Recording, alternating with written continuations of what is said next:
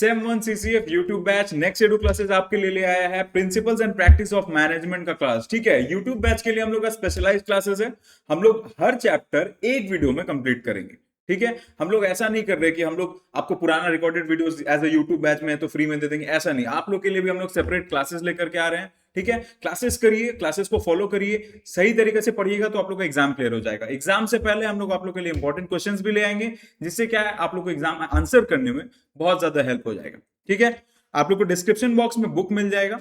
ठीक है, बुक का जो लिंक है डिस्क्रिप्शन बॉक्स में मिल जाएगा, तो सब्सक्राइब करिए, अपना दोस्त लोग को भी बताइए, शेयर करिए वीडियो को ज्यादा से ज्यादा, ताकि जो लोग अभी तक क्लासेस नहीं लिया है वो लोग भी पढ़ पाए।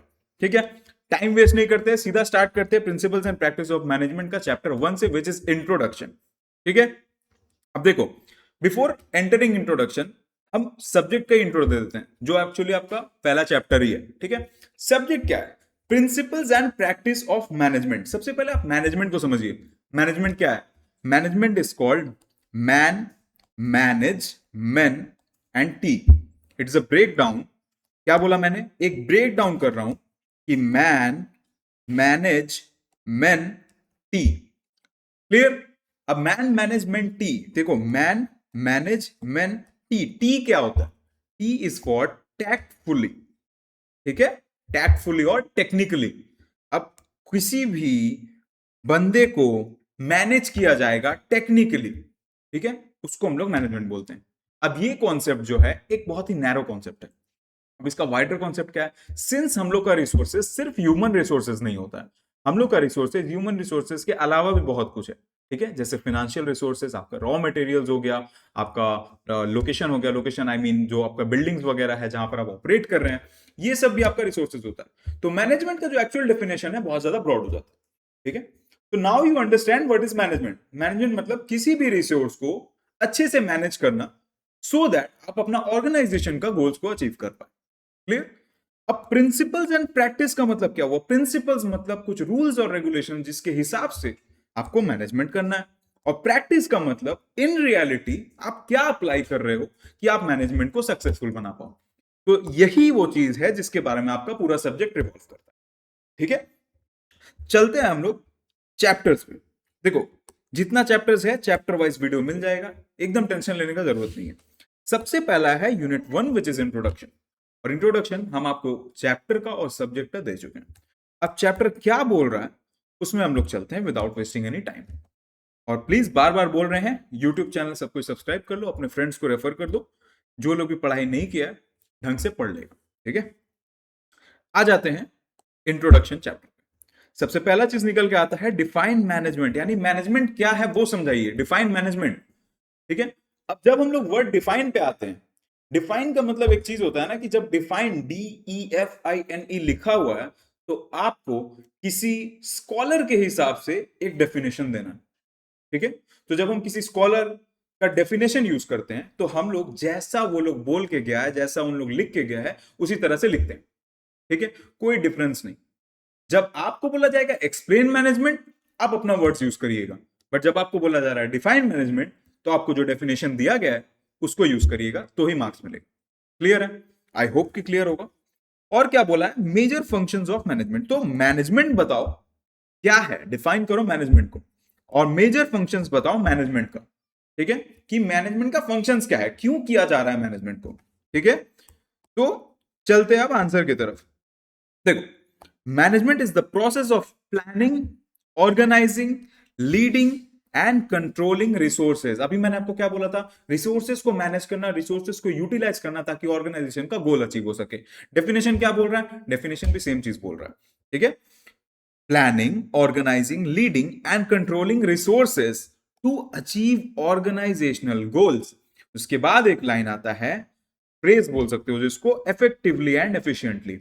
यानी इफेक्टिवली का मतलब होता है कि मैं जो मैनेजमेंट कर रहा हूं वो इफेक्टिव हो, उसका कोई पॉजिटिव इफेक्ट हो। और एफिशिएंटली मतलब मैं मैनेजमेंट में ऐसे काम करूं, मैनेजमेंट को ऐसे करूं कि उसका जो मतलब मैं प्रॉपर यूटिलाइजेशन कर सकूं। ठीक है, रिसोर्सेज का। सो ये था आपका definition about management. I hope कि ये क्लियर है। अब यहां पर कुछ स्कॉलर्स के हिसाब से और भी डेफिनेशंस दिया हुआ है, जो कि हम प्रेफर करेंगे कि आप लोग के लिए पढ़ लेना बहुत अच्छा रहेगा। आप एक डेफिनेशन लिख के आ सकते हैं, बट जब आपको आंसर में मार्क्स स्कोर करना है तो आपको 2 या 3 में भी लिख के आना पड़ेगा। ठीक है, अब देखो पीटर ड्रकर, जिनको हम लोग पीएफ ड्रकर के नाम से भी जानते हैं, एक रिनाउंड मैनेजमेंट थिंकर थे। ठीक है, जो मैनेजमेंट को ऐसा बोले कि management is a multipurpose organ. Multipurpose organ, organ का मतलब पार्ट, ठीक है, that manages a business and manages managers and manages workers and work. तो क्या करता है, एक बिजनेस को मैनेज करता है, मैनेजर्स को मैनेज करता है और वर्कर्स को और वर्क को भी मैनेज करता है। मेरी पार्कर फॉलेट के अकॉर्डिंग अगर हम लोग आ जाएं तो इनका डेफिनेशन बोलता है the art of getting things done through people. The art of getting things done by people मतलब लोगों के जरिए काम करवाने का जो कला है उसको हम लोग मैनेजमेंट बोलते हैं। ठीक है, और उसके बाद आ जाते हैं हैरल्ड कुंट्स के बारे में। तो इन्होंने बोला management is the art of getting things done through and with people in formally organized groups. इन्होंने क्या किया, इनका जो डेफिनेशन था उसमें एडिशन कर दिया कुछ। ठीक है, art of getting things done through and with people in formally organized groups. Formally organized groups में काम करें। तो आई होप मैनेजमेंट क्या है वो चीज आप लोग को क्लियर हो गया होगा। अब आ जाते हैं फंक्शंस ऑफ मैनेजमेंट पे। देखो फंक्शंस ऑफ मैनेजमेंट क्या है, फंक्शंस मतलब मैनेजमेंट में क्या क्या इन्वॉल्व है, क्या क्या करना पड़ता है in doing management, while doing management. सबसे पहला चीज आ जाता है प्लानिंग। देखो आप किसी भी चीज को मैनेज कर रहे हो तो आपको प्लान करना बहुत जरूरी है। Without planning your work you can't manage your thing. ठीक है, तो मैनेजमेंट करने के लिए आपको प्लानिंग करना बहुत जरूरी है। इसमें क्या है, मैं क्या करना चाहता हूं, मैं गोल्स क्या है, मैं क्या कोर्स ऑफ एक्शन लूंगा, ये सब प्लान करूंगा। क्लियर। उसके बाद आ जाता है ऑर्गेनाइजिंग। अब मैंने जब प्लान आउट कर लिया तो मैं सब कुछ ऑर्गेनाइज करूंगा। क्या, मैं रिसोर्सेज लाऊंगा, जैसे मेरा जो ह्यूमन रिसोर्स का रिक्वायरमेंट है, जो मटेरियल्स रिक्वायर्ड है, जो इक्विपमेंट है, ये सब मैं जुगाड़ करूंगा। ठीक है, इसको क्या बोलते हैं, ऑर्गेनाइज करना। Other thing leading. ऑर्गेनाइज करने के बाद अब मैं लीड करूंगा कि मेरा जो काम है उसको मैं किस तरह से कंप्लीट करता हूं। ठीक है, देखो इससे क्या होता है, मैं अपने जो आसपास लोग हैं, जो लोग काम कर रहे हैं, ठीक है, उन लोग को मोटिवेट कर सकता हूं, उन लोग को इंस्पायर कर सकता हूं ताकि उन लोग भी बेटर तरीके से काम कर पाए। ठीक है, इसको बोलते हैं लीडिंग।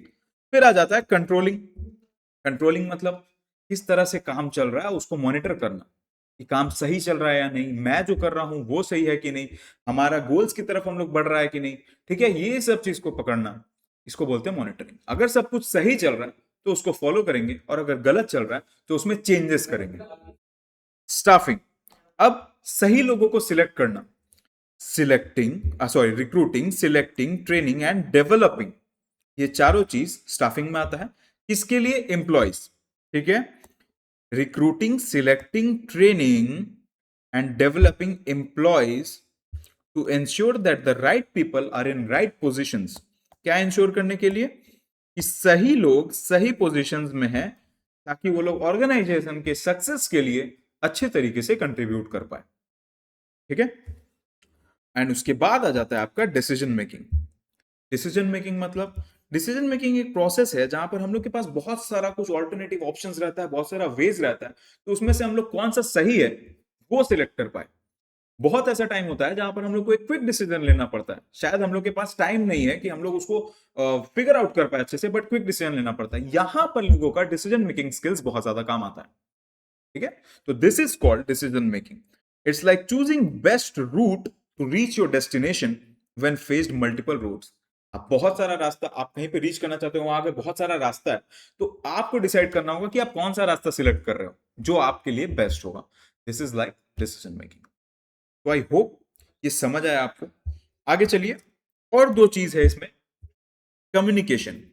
अच्छे मैनेजमेंट में एक अच्छा कम्युनिकेशन होना जरूरी है, यानी मैनेजर्स का बात एम्प्लॉयज को समझ में आना चाहिए, एम्प्लॉयज का जो प्रॉब्लम्स है वो मैनेजर्स को बता पाए और उनको समझा पाए, ये होना चाहिए। Effective two way communication maintain रहना चाहिए। ठीक है, उसके बाद आ जाता है प्रॉब्लम सॉल्विंग। प्रॉब्लम सॉल्विंग मतलब जब आप लोग कुछ कोर्स ऑफ एक्शंस में इन्वॉल्व हैं, जब आप लोग कुछ काम कर रहे हैं या काम करवा रहे हैं, वहां पर बहुत तरह का प्रॉब्लम्स आता है, ऑब्वियस सी बात है आएगा। ठीक है, तो वो जो प्रॉब्लम्स आता है उसको सॉल्व करने के लिए भी स्किल्स चाहिए होता है। तो ये प्रॉब्लम सॉल्विंग भी मैनेजमेंट का पार्ट है एज अ फंक्शन, क्योंकि प्रॉब्लम सॉल्विंग के बिना आप लोग रास्ते में स्टक हो सकते हो। सीधी सी बात है कि अगर आप कभी किसी प्रॉब्लम में पड़े हुए हो तो आपको उसको सॉल्व करना होगा, वरना आप कभी आगे नहीं बढ़ पाओगे। ठीक है। तो उसी तरह से प्रॉब्लम सॉल्विंग क्या है? It's like encountering challenges and problem that hinder the organisations progress, यानी कि ऑर्गेनाइजेशन का जो ग्रोथ है उसको रोक रहा है, जो प्रॉब्लम उसको सॉल्व करना। क्लियर? तो ये तो हम लोग समझ गए कि मैनेजमेंट क्या है सर, फंक्शंस क्या है मैनेजमेंट का, ये समझ गए। अब समझते हैं कि नेचर और फीचर्स क्या है। ठीक है, नेचर या फीचर्स क्या है मैनेजमेंट का, और स्कोप क्या है मैनेजमेंट का। मैनेजमेंट का स्कोप और नेचर या फीचर्स की बात हो रही है, तो जान लेते हैं। नेचर क्या है? यूनिवर्सल। मैनेजमेंट यूनिवर्सल है, यानी मैनेजमेंट का हर जगह जरूरत है, वर्ल्ड का हर ऑर्गेनाइजेशन में या कहीं पे भी, in day to day life भी आप देखिए ना, आपको भी तो मैनेजमेंट का जरूरत है कि आप अपना फिनांस कैसे मैनेज कर रहे हैं, आप कहाँ कितना बजट स्पेंड करते हैं, वो भी एक तरह का मैनेजमेंट है। आप कब क्या डिसीजन ले रहे हैं, वो भी एक तरह का मैनेजमेंट है। उसके बाद आता है डायनेमिक मैनेजमेंट। क्या? चेंज होता रहता है। अब हर सिचुएशन में हर तरह का आइडियाज या हर तरह का सेम तरह का मैनेजमेंट नहीं अप्लाई कर सकते, है ना। सिचुएशन के हिसाब से, डे टू डे के हिसाब से, प्रोग्रेस के हिसाब से मैनेजमेंट को चेंज करना पड़ता है। ठीक है। Goal oriented management, goal oriented होता है, यानी कि किसी फिक्स्ड गोल को अचीव करने के लिए हम लोग मैनेजमेंट करते हैं। ठीक है, रैंडमली नहीं किया जा सकता, किसी को आपको गोल डिसाइड करना होगा, देन ओनली आप उसमें आगे बढ़ सकते हो। आगे जाते हैं कंटिन्यूअस प्रोसेस पे, यानी ये एक कंटिन्यूअस प्रोसेस है जो over the period of time चलता रहता है। मैनेजमेंट एक बार करके नहीं छोड़ सकते कि आप एक बार कोई प्लान करना लिए, उसको छोड़ दिए, उसके हिसाब से फॉलो कर रहे थे, नहीं हो सकता। आप एक बार जब एक प्रोसेस में इन्वॉल्व होते हो तो आपको आगे चल के रीप्लान करना पड़ सकता है या प्लान में चेंजेस करना पड़ सकता है, तो प्लानिंग को भी रिपीट करना होगा। इसी तरह से ओवरऑल मैनेजमेंट जो है वो एक कंटिन्यूअस प्रोसेस है। स्कोप पे आ जाते हैं। स्कोप क्या है? प्लानिंग।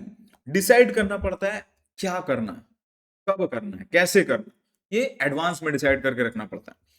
ऑर्गेनाइजिंग, ठीक है, मतलब ऑर्गेनाइज करना मतलब सब कुछ अरेंज करना, लोग, आपका रिसोर्सेस, पैसा कहां से आएगा, कितना लगेगा, कहां पर मैं इन्वेस्ट करूंगा, कहां पर कितना मैं उसको किस रेशियो में डिवाइड कर रहा हूं, ये सब चीज।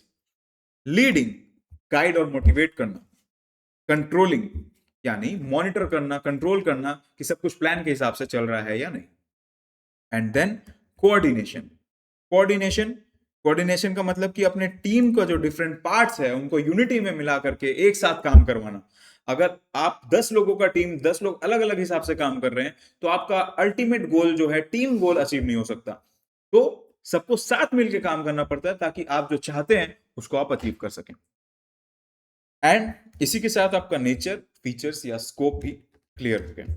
आगे बढ़ते हैं। Management is a process discuss. अब जैसे यहां पर हम लोग पढ़े थे, कंटिन्यूअस प्रोसेस बोल के एक्सप्लेन किया गया मैनेजमेंट को। कहां पर पढ़े थे सर?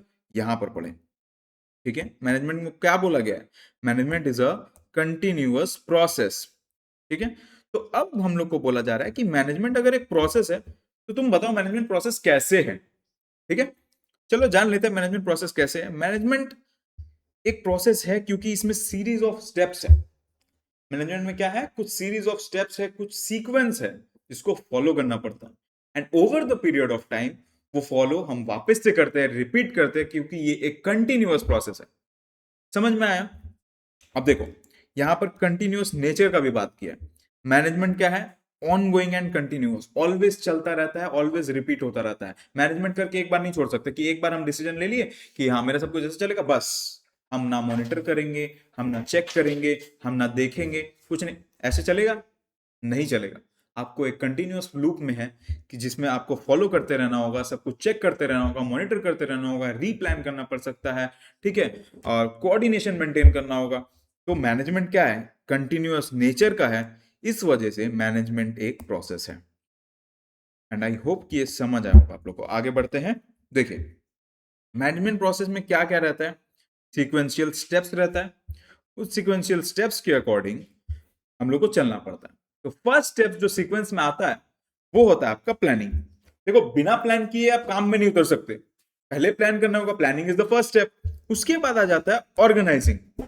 ऑर्गेनाइजिंग का मतलब सब कुछ अरेंज करना। देखो, ये सब हम आपको ऑलरेडी अभी कुछ देर पहले एक्सप्लेन किए थे, तो इन डेप्थ जाने का कोई सेंस नहीं है, वो सेम चीज है। बट द थिंग इज अभी ये स्टेप्स के अकॉर्डिंग चल रहा है। समझ में आया? ऑर्गेनाइजिंग मतलब सब कुछ अरेंज करना, सब कुछ चेक करना कि जहां जितना जरूरत है, जितना रिक्वायरमेंट है, वो सब फुलफिल्ड है कि नहीं। ठीक है, अगर नहीं है तो उसको फुलफिल करना। देन आता है आपका लीडरशिप। अब लीडरशिप का मतलब वही गाइड करना, मोटिवेट करना, इन्फ्लुएंस करना अपने टीम मेंबर्स को, अपने एम्प्लॉयज को, कि वो लोग एक जो आपका ऑर्गेनाइजेशनल गोल्स है या जो आपका मोटिव है उसको अचीव करने के लिए आपका हेल्प करे। उसके बाद आता है कंट्रोलिंग। कंट्रोलिंग कंट्रोलिंग का मतलब वही जो मॉनिटर करना, मैंने बताया कि मॉनिटर करना पड़ेगा, चेक करते रहना होगा कि मेरा प्रोसेस मेरे हिसाब से चल रहा है कि नहीं, मैं जो गोल्स अचीव करना चाहता हूं उसके हिसाब से चल रहा है कि नहीं, और अगर नहीं चल रहा है तो मैं उसमें चेंजेस करके उसको वापस से नई तरीके से स्टार्ट करूंगा। एंड इतना तो आप लोग पढ़े ही थे कि हाँ भैया ये चार चीज तो आप पहले बताए थे। तो भैया नेक्स्ट क्या बता रहे हैं? Feedback loop. फीडबैक लूप मतलब मैं फीडबैक कलेक्ट करूंगा कि मेरा जो प्रोसेस है वहां पर कोई प्रॉब्लम्स है कि नहीं, मुझे कहीं चेंजेस करने का जरूरत है कि नहीं, सब कुछ प्लान के हिसाब से है कि नहीं, वो चेक करना। इससे क्या होता है? डिसीजन मेकिंग हमारा इंप्रूव होता है कि जो हम लोग डिसीजन लेते हैं किसी काम को करने के लिए, फ्यूचर प्लान को जो हम बनाएंगे या नया एक्टिविटीज में एंटर करेंगे, तो वो सब के लिए हम लोग को बहुत ज्यादा हेल्प मिलता है। उसके बाद आता है अडेप्टेबिलिटी, यानी मैनेजमेंट प्रोसेस में हम लोग को अडेप्टेबल होना होगा। ये सब करने के बाद भी जब हम लोग को जहां जैसा जरूरत पड़े उस तरह से अडेप्ट होना पड़ेगा, उस तरह से काम करना पड़ेगा। तो जिसके लिए मैनेजर्स को फ्लेक्सिबल होना पड़ता है, ठीक है, यानी अडेप्टेबल टू चेंज होना पड़ता है। देन आता है एफिशिएंसी एंड इफेक्टिवनेस, जो मैंने बताया था, ठीक है, इफेक्टिवली एंड एफिशिएंटली। तो ये वही चीज है कि हम लोग को एफिशिएंट होना होगा, यानी मैं जो काम कर रहा हूं उसको प्रॉपर करूं, बेस्ट तरीके से करूं और सब चीज प्रॉपरली यूटिलाइज करूं। और इफेक्टिवली मतलब मैं जो काम कर रहा हूं उसका कुछ पॉजिटिव इफेक्ट होना चाहिए, कुछ अच्छा असर होना चाहिए, वरना बेफालतू का काम करने का कोई फायदा नहीं है। इसी के साथ management as a process clear होता है, और यही रीजन है कि मैनेजमेंट एक कंटिन्यूअस प्रोसेस होने की वजह से, उसमें कुछ स्टेप्स होने की वजह से मैनेजमेंट को हम लोग प्रोसेस बोलते हैं। चलिए आगे चलते हैं कि इंपॉर्टेंस या सिग्निफिकेंस क्या है, ठीक है। Why has management became so important for modern business? Management इतना इंपॉर्टेंट क्यों है, ठीक है, ये जान लेते हैं। कोऑर्डिनेशन, देखो मैनेजमेंट इंश्योर करता है, मैनेजमेंट मेक श्योर कर रहा है कि सारा जो पार्ट्स है अपना ऑर्गेनाइजेशन का, वो सारा एक साथ स्मूथली रन कर रहा है कॉमन गोल्स को अचीव करने के लिए। एफिशिएंसी, मैनेजमेंट से एफिशिएंसी बूस्ट होता है। कैसे? आप सही पैसे को सही जगह लगा करके पूरे तरीके से यूटिलाइज कर सकते हो, ठीक है। अगर आप सही से यूटिलाइज नहीं करोगे, सपोज आपको फिनांस करवाने की जरूरत है, आपको कैपिटल इन्वेस्टमेंट की जरूरत है, ठीक है, बट आप वो चीज नहीं कर रहे हो, आप पैसा नहीं लगा रहे हो, आप जबरदस्ती का कैपिटल इन्वेस्टमेंट की जगह आप मार्केटिंग एंड एडवर्टाइजिंग में पैसा दे रहे हो, ठीक है, तो क्या आपका जो रिक्वायरमेंट था वो फुलफिल हुआ? तो आप इफेक्टिवली काम कर पाओगे? नहीं। तो प्रॉपर यूटिलाइजेशन के लिए मैनेजमेंट जरूरी है। समझ में आया? Decision making. डिसीजन मेकिंग का मतलब क्या है? क्रुशियल डिसीजंस लेना, जो मैंने आपको बताया कि सही पॉइंट ऑफ टाइम पे सही कोर्स ऑफ एक्शन को सिलेक्ट करना, ताकि हम लोग अपने ट्रैक पे चल सके। This is called decision making. Then आता है लीडरशिप, गाइडेंस देना, डायरेक्शन देना, समझाना लोगों को कि उन लोग का काम क्या है, कैसे करना है। This is called leadership. उसके बाद आ जाता है गोल अचीवमेंट, की गोल्स को कैसे अचीव करना है, ठीक है। गोल्स को जो हम क्लियर ऑब्जेक्टिव सेट करके ही अचीव कर सकते हैं, बिना ऑब्जेक्टिव सेट किए हम गोल्स अचीव नहीं कर सकते। हमको अगर पता ही नहीं रहेगा कि मेरा गोल क्या है, हम अचीव कैसे करेंगे? समझ में आए? तो ऐसे ही चलता है, और उसके हिसाब से स्ट्रेटेजीज बनाना जो उनको अचीव करने में हमारा हेल्प कर सके। देन आता है आपका अडेप्टेबिलिटी। अडेप्टेबिलिटी का मतलब जो हम बताएं, फ्लेक्सिबल और अडेप्टेबल होना होगा मैनेजर्स को और मैनेजमेंट को, सो दैट जैसा सिचुएशन है, जैसा चेंजेस है, उसके हिसाब से हम काम कर पाए। देन आता है आपका मोटिवेशन। मोटिवेशन बहुत ही इंपॉर्टेंट फैक्टर है जो कि मैनेजमेंट का पार्ट है, कि बिना मोटिवेशन के लोग काम नहीं करेगा। अगर सपोज कोई बंदा काम कर रहा है और उसको मोटिवेशन नहीं है काम करने का, तो वो धीरे धीरे धीरे धीरे करके लेजी हो जाता है, वो बंदा काम नहीं करता अच्छे से। तो उसको मोटिवेट करना पड़ता है, उसको याद दिलाना पड़ता है कि तुम्हें काम क्यों कर रहे हो, ठीक है। इन रिटर्न उसको रिवॉर्ड्स देना पड़ सकता है, ठीक है, ताकि बंदे लोग मोटिवेटेड रहे। अच्छा वर्क कल्चर बनाना, ये सब मोटिवेशन में हेल्प करता है, और मोटिवेशन से अल्टीमेटली क्या होगा? हमारा ऑर्गेनाइजेशन का गोल्स अचीव होगा। देन आता है risk management.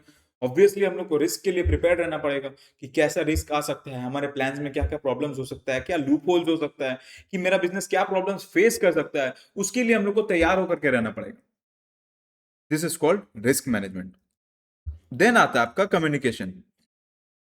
Effective communication channels रहना चाहिए, यानी एम्प्लॉयज और जो हायर मैनेजमेंट है उनके बीच में कम्युनिकेशन बहुत स्मूथ होना चाहिए कि उन लोग अपना डायरेक्शंस क्लियर बता पाए और उन लोग को समझ में आए, और एम्प्लॉयज अपना प्रॉब्लम्स क्लियर बता पाए और उनको समझ में आए। उसके बाद आ जाता है इनोवेशन। मैनेजमेंट से क्रिएटिविटी और इनोवेशन को बहुत ज्यादा बढ़ावा मिलता है, क्योंकि सबका अपना अपना स्टाइल होता है मैनेज करने का, काम करवाने का। ठीक है, इससे क्या होता है, अल्टीमेटली ग्रोथ होता है। ठीक है, अब आ जाते हैं, ये मेरा favourite topic, management is both science and art. Management science भी है और आर्ट भी है, इसको समझाइए। तो भाई मैनेजमेंट साइंस है और आर्ट भी है, इसको डिनाई नहीं कर सकते, क्योंकि ये सही बात है। अब कैसे है, चलो ओवरऑल बता देते हैं। साइंस ऐसे है कि मैनेजमेंट में कुछ मेथोडोलॉजी है, कुछ मेथड्स है, ठीक है, कुछ रूल्स है, उसके हिसाब से आपको काम करना पड़ता है। ठीक है, और आर्ट ऐसे है, इसमें पर्सनलाइज टच होता है। हर किसी का मैनेजमेंट स्टाइल अलग है, जैसे हर लोग का मेंटेलिटी अलग होता है, हर लोग का सोचने समझने का तरीका अलग होता है, तो हर किसी का मैनेजमेंट का तरीका भी उसी तरह से अलग होता है। तो इसी तरह से मैनेजमेंट साइंस भी है और आर्ट भी है। अब आंसर में आ जाते हैं, कुछ पॉइंट्स आपको समझा देते हैं, इससे आपको क्लियर हो जाएगा कि मैनेजमेंट साइंस कैसे है और आर्ट कैसे है। देखो, unknown human behaviour, management as an art में आता है। मैनेजमेंट को आर्ट क्यों बोला जा रहा है, क्योंकि ह्यूमन बिहेवियर अननोन है। हर तरह का लोग अलग अलग तरह का थॉट्स रखता है, अलग अलग तरह का सोच है उन लोग का।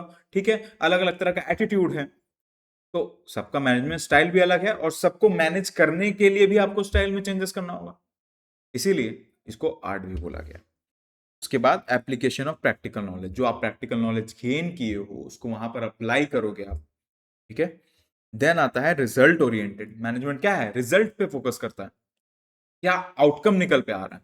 ठीक है, देन आता है हिस्टोरिकल इंस्टांसेस, यानी कि पास्ट एक्सपीरियंसेस में कैसा रहा उसके हिसाब से सोच समझ करके हम लोग चेंजेस करते हैं, नया तरीका लाते हैं। ठीक है, this is called historical instances, जिससे हम लोग को क्या होता है, डिसीजन मेकिंग इंप्रूव होता है, कि हम लोग प्रॉब्लम्स जो पास्ट में फेस किए वो आगे फेस ना करें, लोग वो सेम गलतियां ना करें।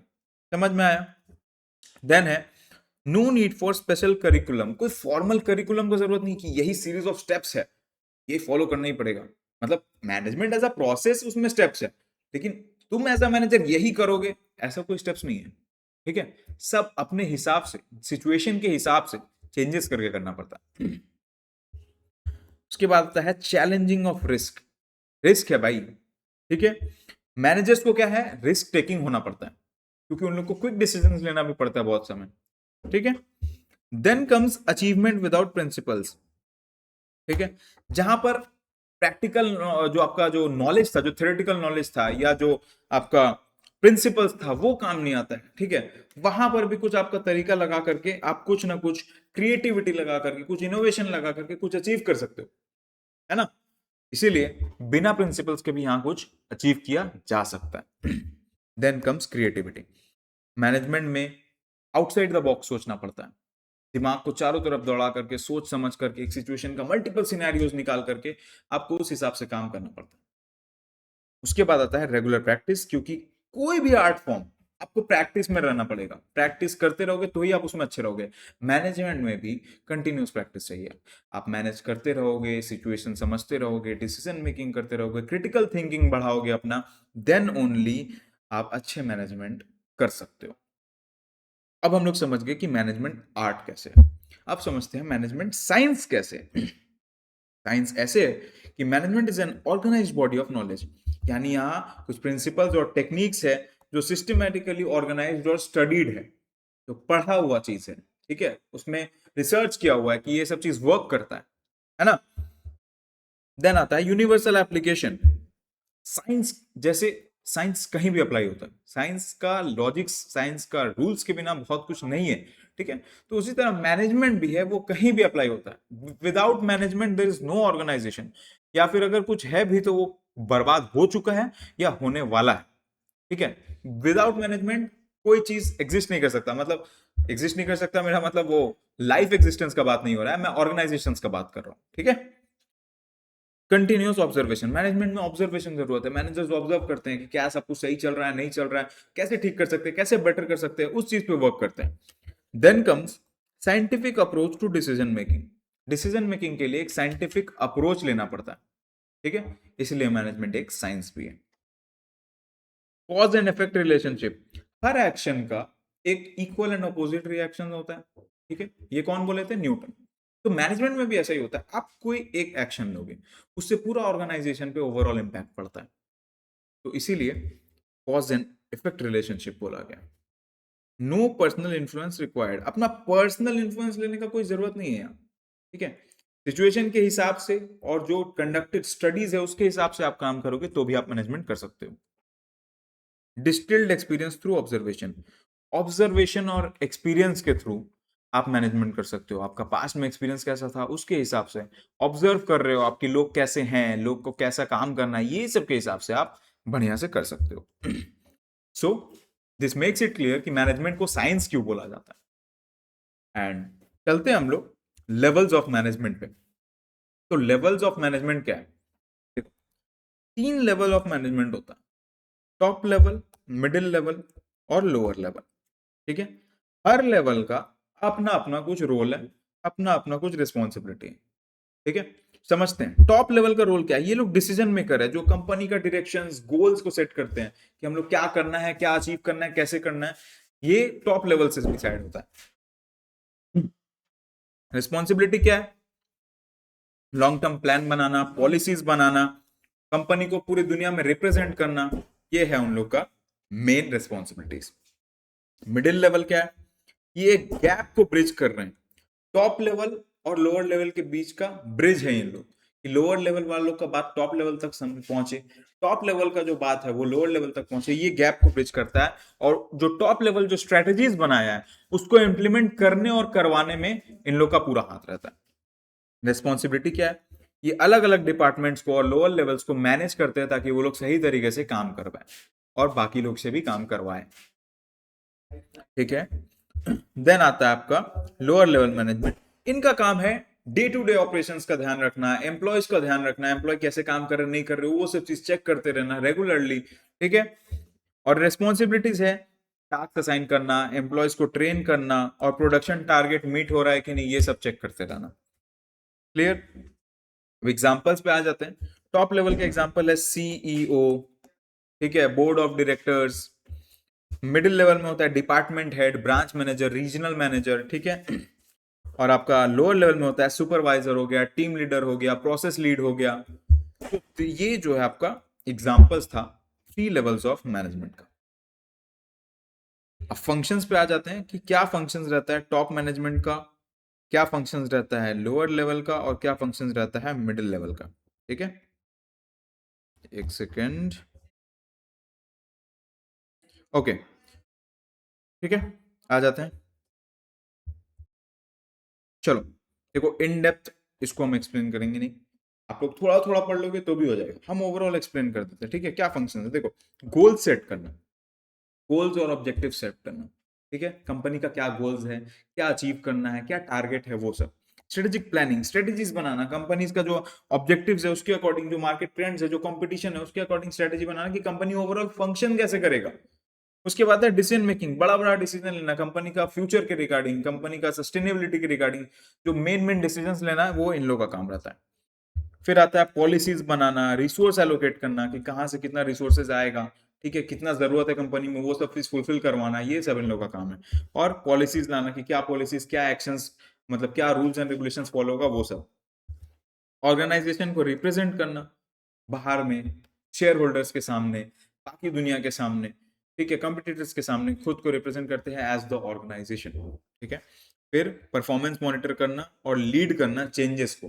परफॉर्मेंस मॉनिटर करने का मतलब हो गया कि जैसे मैंने बोला मॉनिटर करना, कंट्रोलिंग, कैसा सब कुछ चल रहा है, क्या चेंजेस करना चाहिए, क्या नहीं करना चाहिए, वो सब। एंड लीडिंग चेंज मतलब चेंज को इनिशिएट करना कि कुछ बदलाव जरूरी है, तो वो सब चीज इन लोग के हाथ में है। फिर इनोवेशन को फोस्टर करना, क्या क्रिएटिविटी, क्या इनोवेशन ऑर्गेनाइजेशन में लाया जा सकता है जिससे कुछ बेटर हो सके, गोल्स अच्छे से अचीव हो पाए, वो सब इन लोग के हाथ में रहता है। देखो हम बोले नहीं डिटेल में जाएंगे, लेकिन डिटेल में चले ही गए, ठीक है। लेकिन कोई बात नहीं यार, आप लोग के लिए तो कर रहे हैं। लाइक शेयर करिए, दोस्त लोग को शेयर करिए, ठीक है। लाइक करिए, सब्सक्राइब करिए, दोस्त लोग को शेयर करिए, और आपको डिस्क्रिप्शन में लिंक मिल जाएगा, ठीक है, बुक का, तो वहां से निकाल के पढ़ लीजिएगा प्लीज। अब आ जाते हैं मिडिल लेवल मैनेजमेंट का क्या फंक्शन है। स्ट्रेटेजीज इंप्लीमेंट करना, जो चीज पता है, ये जो टॉप लेवल स्ट्रेटेजीज बना रहा है, पॉलिसीज बना रहा है, ये सब इंप्लीमेंट कौन करवाता है? मिडिल लेवल करवाता है, लोअर लेवल से। ठीक है, उसके बाद आता है डिपार्टमेंट्स को कोऑर्डिनेट करना, अलग अलग डिपार्टमेंट्स का क्या एक्टिविटीज है, क्या आउटपुट है, वो सब सही डायरेक्शन में लीड कर रहा है कि नहीं, वो सब चीज को कोऑर्डिनेट करना। उसके बाद टीम्स को सुपरवाइज करना, अलग अलग मैनेजर्स का जो टीम है, अलग अलग जो डिपार्टमेंट में टीम्स है, वो सबको ऑर्गेनाइज और मैनेज करना। और रिसोर्स एलोकेट करना, अब जो रिसोर्सेज टॉप लेवल ला करके दिया है, वो रिसोर्स को सही तरीके से सही डिपार्टमेंट में भिजवाना, ऑर्गेनाइज करवाना, इंप्लीमेंट करवाना, वो सब इन लोगों का काम होता है। ट्रेनिंग और development, problem solving, communication, training करवाना नया एम्प्लॉयज का। ठीक है, जो लोग आ रहे हैं उन लोग को, जिसको सपोज किसी स्किल का जरूरत है, तो इन लोग उसको ट्रेनिंग प्रोवाइड करवाएगा। प्रॉब्लम सॉल्विंग, कोई प्रॉब्लम क्रिएट हो रहा है लोअर लेवल्स में, तो वो सब इन लोग सॉर्ट करेगा। कम्युनिकेशन, मिडिल मैनेजमेंट जो है, वो आपका टॉप लेवल और लोअर लेवल का बीच का कम्युनिकेशन चैनल है। लोअर लेवल का बात टॉप लेवल तक, और टॉप लेवल का बात लोअर लेवल तक, इन लोग ही पहुंचाता है। उसके बाद performance evaluation and motivating, performance को इवेल्युएट करना कि सब आपका लोअर लेवल में परफॉर्मेंस कैसा रहा, ठीक है, टीम्स का परफॉर्मेंस कैसा रहा ओवरऑल, तो वो लोग सब कैसा किया नहीं किया, इन लोग इवेल्युएट करता है। ठीक है, एंड उसके बाद आता है मोटिवेटिंग एम्प्लॉयज को जो मोटिवेट करना, लीड करना, गाइड करना, सुपरवाइज करेगा। ठीक है, कि तुम और अच्छा कर सकते हो। ठीक है, इंस्पायर करना, this is the overall work. अब आ जाते हैं लोअर लेवल मैनेजमेंट के फंक्शंस पे। ठीक है, functions of lower level management.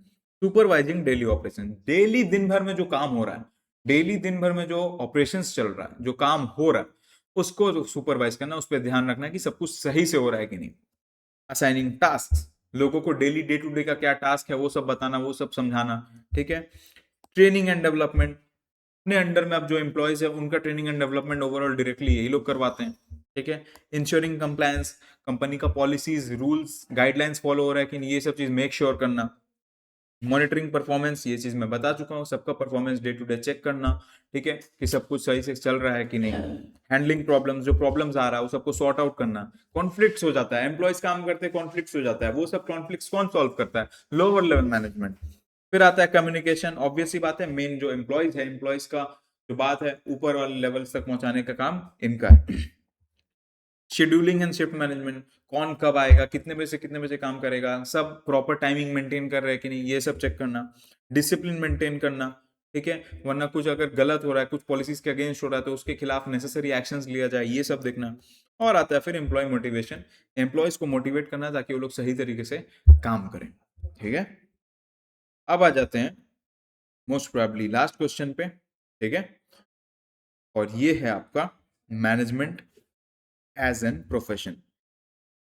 Is management a profession? Discuss with an argument.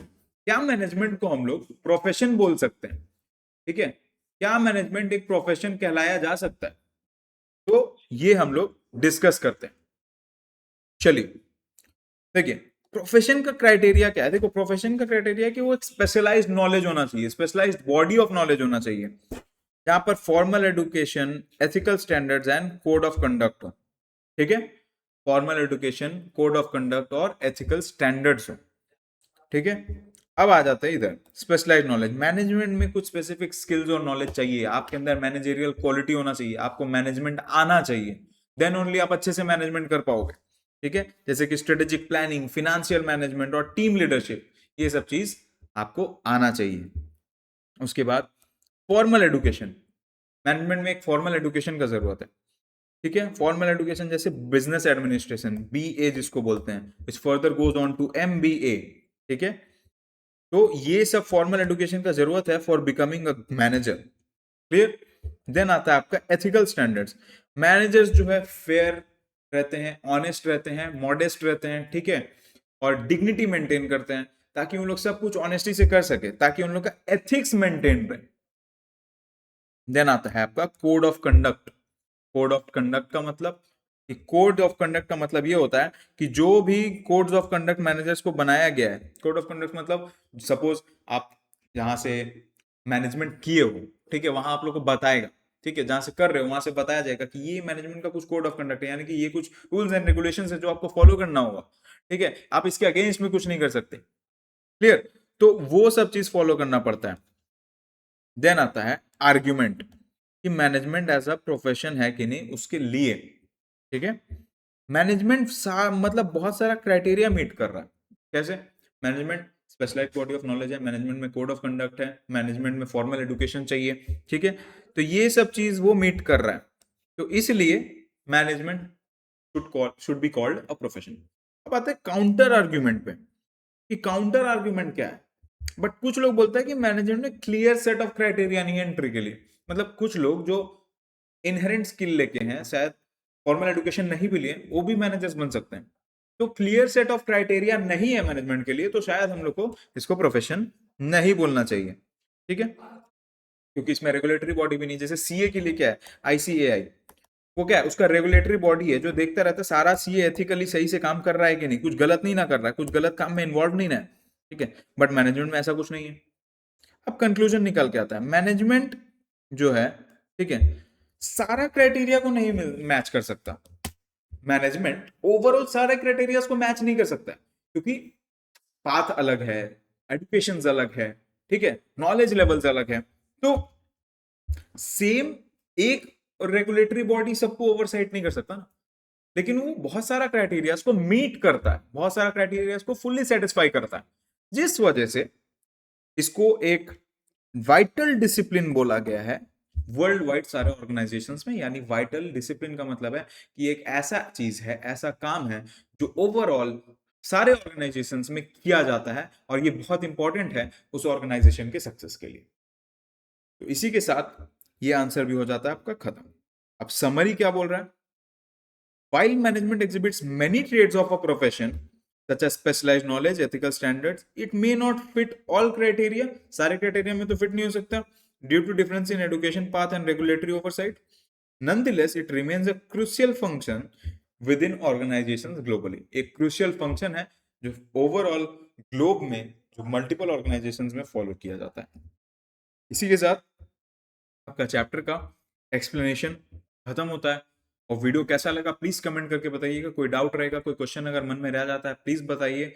हम लोग का जो व्हाट्सएप चैनल है, टेलीग्राम चैनल है, उसमें जुड़ जाइए, ठीक है। लिंक दिया हुआ है डिस्क्रिप्शन बॉक्स में, और सब्सक्राइब करके शेयर करिए बाकी लोग से।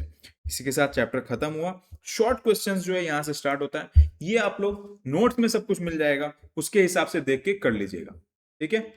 Thank you so much for joining the class. जय हिंद।